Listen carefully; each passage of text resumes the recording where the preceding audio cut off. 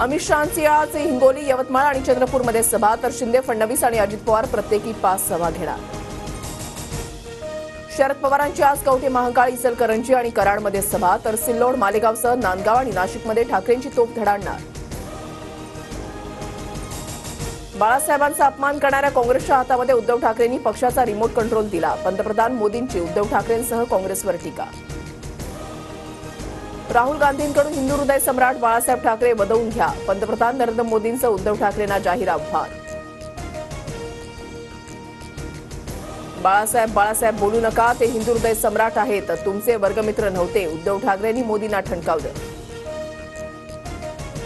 2.5 वर्ष बंद सम्राट महाराष्ट्राच्या मुख्यमंत्री पदावर बसले होते, पण आता बंद सम्राटांना कायमचं बंद करण्याची वेळ आली आहे. शिंदेंचा उद्धव ठाकरेंवर हल्लाबोल. माझ्या डोक्यामध्ये मुख्यमंत्री पदाचा खूळ घुसलेला नाही. ज्यांना आमदार, खासदार, मंत्री केलं त्यांनीच वार केला. उद्धव ठाकरेंची शिंदे गटावर टीका.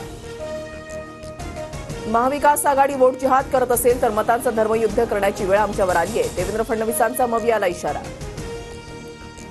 शिवतीर्थावरील मोदींच्या सभेकडे अजितदादांच्या नेत्यांची पाठ. सना मलिक, झिशान सिद्दीकी सभेला गैरहजर. दादांचे 2 उमेदवार वगळता मुंबईतील महायुतीच्या सर्व उमेदवारांनी लावली हजेरी. संविधानामध्ये काय लिहिलंय त्याचं आम्ही रक्षण करतो, पण आयुष्यामध्ये संविधान वाचलं नसल्यानं मोदींना संविधान रिकामं वाटलं असावं. राहुल गांधींचा मोदींवर निशाणा. महाराष्ट्र विधानसभा निवडणुकीमध्ये जनतेला दिलेली पंचसूत्री पूर्ण करणार. सोयाबीनला 7,000 रुपये दर देणार. काँग्रेस अध्यक्ष मल्लिकार्जुन खरगेंचं आश्वासन.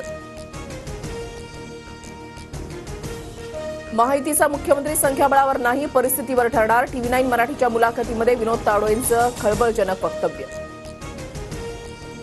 महायुती 165 ते 170 जागा जिंकणार. भाजप 95 ते 110. शिंदे गट 45 ते 50 आणि अजित पवार गट 25 ते 30 जागांवर विजयी होईल. TV9 वरच्या मुलाखतीमध्ये विनोद तावडेंनी सांगितला सरकार बनवण्याचा फॉर्म्युला.